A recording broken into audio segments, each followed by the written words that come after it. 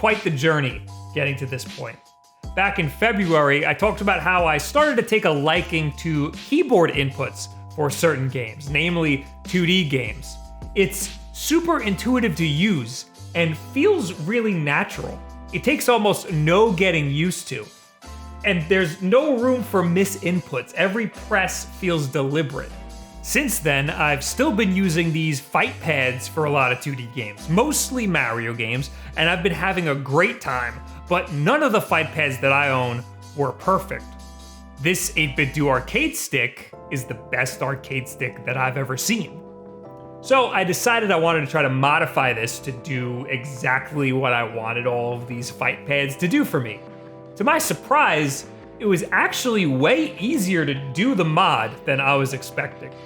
With a little bit of help, of course, and I had to wait for that help to arrive, be developed, I guess.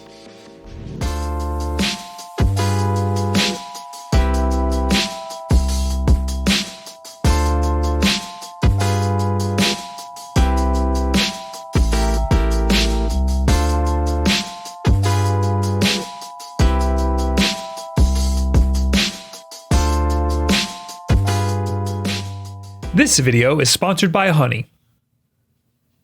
Ah! Farts! I forgot to buy Will a birthday present. Yeah. Yeah, whatever. Yeah, this is fine. Yeah.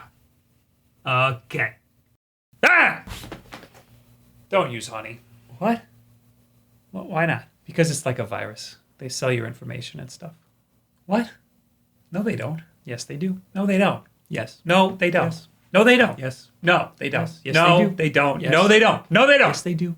I read it online.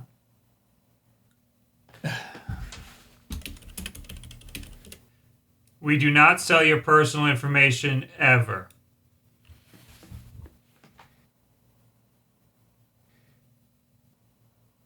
Okay, bye.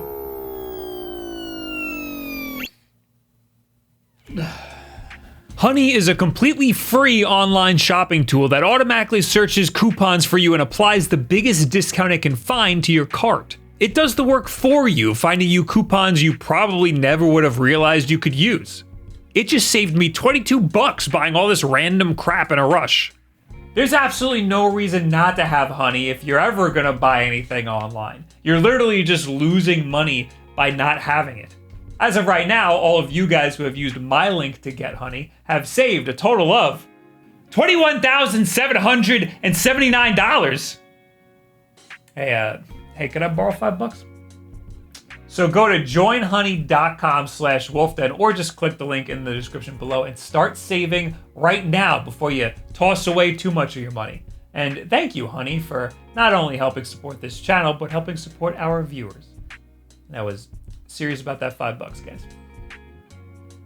This video is kind of the third part in a sort of series. If you want a little bit more context, you should watch my previous video on these keyboard style controllers and why I prefer keyboard keys over a traditional D-pad right now. Also, I'm gonna try not to go too in-depth on this 8-bit Do arcade stick because I also already have a video on that. But the too long didn't read on that is that this 8-bit Do arcade stick works natively on the Switch and PC. It has macros, remappable buttons through the Ultimate software. It can be wired, wireless via a USB dongle, or wireless via Bluetooth. The left stick can mimic a D-pad, and I'm sure there's more. It's an absolute beauty and wildly user-friendly. Two more fantastic features about this controller. It's only $90, which, as far as fight sticks go, is insanely f***ing cheap. And it's insanely customizable, which is amazing considering the build quality. Now, I don't know much about arcade buttons, but I do know that most people seem to prefer the Sanwa buttons, which I'm pretty sure that my Mixbox controller already has. These feel just fine to me, and I think the general consensus online is that these feel pretty much the same as Sanwa buttons. Upon further inspection, the Sanwa feel a lot clickier. I don't know what I was reading online, so that might be a future mod for this guy. I'm not done yet. But if you were really particular and wanted to replace these with official Sanwa buttons, you can do that very easily. It's very easily customizable. But that's not what we're here for today. We're here to rip out the arcade stick. Luckily, the arcade stick was also hot swappable. All you really needed to do was unscrew the 4 screws and take out 1 cable. Now, in order to jam keyboard keys in here, there are a lot of options. Originally, I got some stuff off of allfightsticks.com. I got a PCB that converts keyboard keys into a stick input. You just need some PCB keyboard switches and a way to mount it over the hole, which honestly would have been the hardest part for me to get right. I knew that this would take some time to figure out and to get right, so I didn't want to rush into making a video about this. So I put up that video about those keyboard style controllers and options that didn't require any modding whatsoever. Very shortly after posting that video, LayerShift sent me a very ominous tweet. And that looked to me like the perfect little option. Apparently, he's one half of a company called OMNI Arcade, who are on Etsy. They make a product called the Odin, which is a drop-in fight pad. It consists of the PCB board, the keyboard switches, and the correct wiring to get it to work with almost any fight pad. Most importantly, its 3D printed shell mounts right in the fight stick hole. This thing ain't going nowhere. Look at that, cause you see these things? It like barely, it's nice and tight. It's not going anywhere, but it like freaking barely fits in there. That's crazy. This thing is exactly what I wanted to do, but way more streamlined. Installing it was very simple. It only took me about 45 minutes and I was f***ing around on Twitch the whole time. I'm not gonna give you a tutorial on how to do it. Their instructions are pretty clear enough as it is. They tell you which wiring harness and wires to use with which arcade sticks and such. But it comes with all different stuff for all different fight sticks. I will tell you that the 8BitDo fight stick uses a TR 10-bit Torx screw. That gave me a little bit of trouble because it's deep in there and hard to see. So this is a 2. I think it looks like an Allen key. Yeah, I'll just show you. I'll show you what it looks like. Oh, I'm dumb too. That is not, okay, I was using the wrong thing the whole time. It looks like you were right. You also need a long, thin screwdriver. My iFixit toolkit just barely fit. Once it's all done, it feels really nice. I offset mine because that's the angle that my left hand comfortably sits at. I can't imagine what this would have looked like if I had to hack something together, so I'm very happy with how this turned out. I also went with the red top plate to match all of the other buttons on this 8BitDo controller instead of the beige one that they gave me. It looks like it belongs there. It looks like one big button. It fits the design really nicely, which is cool considering it's just 3D printed. I've been using a mix between my Fightboard MX and my Mixbox controllers recently. I like this one the most because it feels like a sort of happy medium between the two. It's not massive like the Mixbox, and it's not nearly as heavy. And the customization is insane. Being able to just flip this dial to swap between controlling the D-pad and left stick makes my life way easier when changing between games or even just navigating menus. Being able to map these top 2 buttons to literally anything that I want, including combinations of keys, is also amazing.